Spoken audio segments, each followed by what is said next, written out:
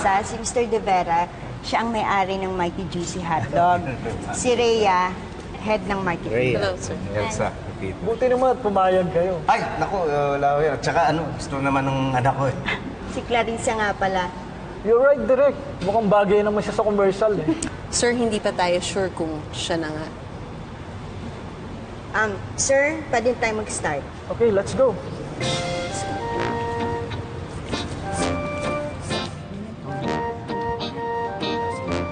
Pitch! Uy, saan mo nakuha yan? Namoy ko may nagluluto doon, kumuha na ako. Tito Patrick naman, no? Ba't isa lang kinuha mo? Di pa balik ako. Hindi, huwag na. Hinihintay na kayo doon. Ganun ba? O, hati na lang tayo. Sige na, sige.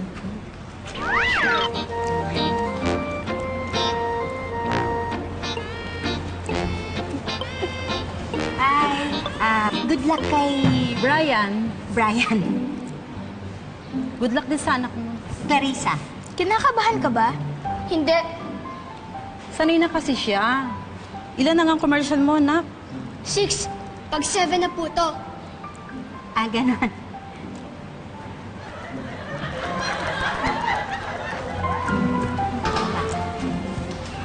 Excuse me.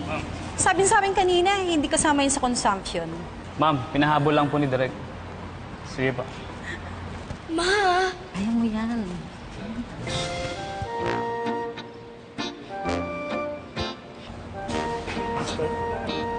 Okay, let's start with Brian. Hi, Brian. Ganito ha, pagkasabi mo ng lines mo, kukuha ka ng hotdog, tapos kakainin mo.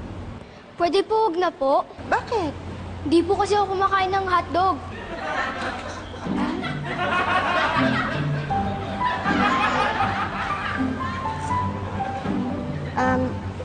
Sige, Brian ha. Sa side ka muna.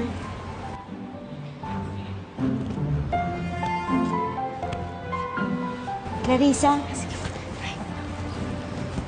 Baka hindi rin kumakain ng hotdog yan, ha? Clarissa, narinig mo naman yung sinabi ko, di ba? Pagkasabi mo ng lines mo, kuha ka ng hotdog, kakainin mo. Ilan po? Sabi ko na eh, ikaw pa rin talaga mapipili. Si Clarissa naman talaga first choice ko nung una pa eh. Itong matigang marketing lang ang mapilit na humanap pa ng iba. Sir, base lang naman ho sa research, prefer nila batang lalaki para sa bida. Pero, okay naman ho si Clarissa eh. Bagay na bagay naman ho sa kanya. Ay, salamat. Nga pala, sa Saturday yung shoot, para wala siyang pasok. Yan ha, anak. Pag-aralan mo maigi linya mo, ha? Parang hindi na kailangan eh, kabisado niya na eh.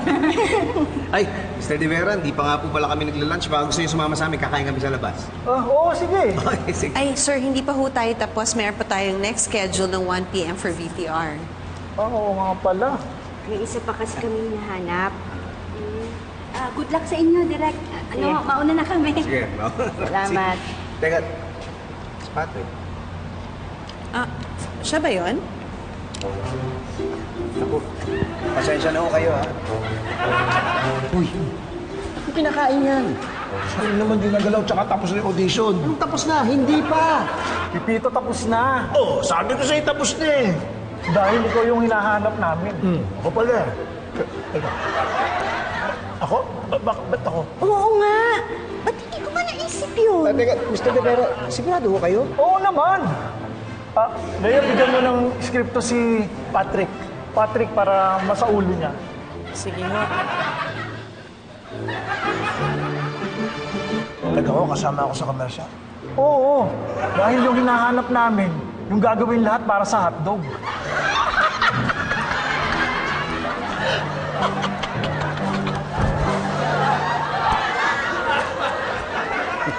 Tama kayo. Siyang siya yun.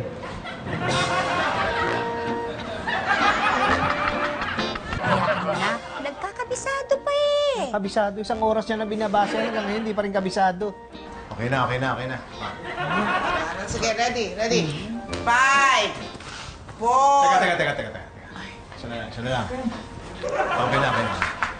Sure na? Okay na. Okay. Ready? 5, 4, 3, 2, 1, action! Masayang lalabas ng bahay si Princess. Teka lang, sino si Princess? Si Clarissa yun. Pangalan mo lang yun sa commercial. Ba't kailangan papalitan? Pwede ba? Tsaka na lang yung tanong. Pagkatapos, pwede ba yon Maria? Kala ko po ba mamaya na yung tanungan, ba't tinatanong niyo po ako? Kasi nagtanong ka pa. Sige na, tuloy mo na nga. Masayang lalabas ng bahay si Princess. Dala ang mga hotdog na mukhang bagong luto. Pagdating sa table, makikita niya walang tinidor, kaya babalik ulit siya. Pagkapasok sa bahay, may kukuha bigla ng mga hotdog. Kamay lang nito ang makikita.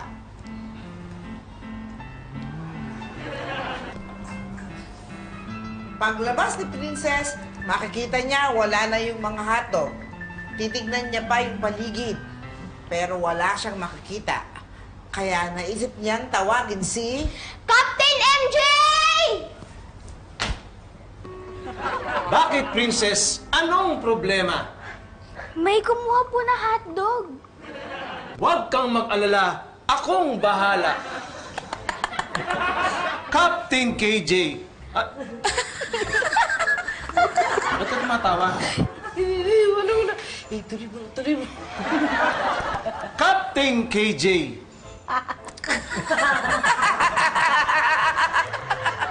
Pizza? Parang hindi matatawa yan. Nakakatawa ka maglinya. Ano ka ba? Ang lakas ng loob mo sumali sa kumbersa, hindi ka pala marunong umarte. Ba't ikaw marunong? Oo naman nung kaya nape-play ako pa yung bida. Weh! Hindi ka naniniwala. Hindi talaga ako naniniwala. Sige, patutunayan ko sa'yo. Sige, patunayan mo. Kung matuturuan mo ko umarte, doon pala ako maniniwala na marunong ko umarte. Sige! Okay. Magaling magpaikot tong kaibigan mo. Ano? Mana sa akin. Ang ibig mong sabihin, pinapaikot mo lang din ako. Ha? Huwag mo akong paikutin. Sagutin mo yung tanong ko. Ano na nangyari yung sa kay Princess? Si Princess, Captain Princess.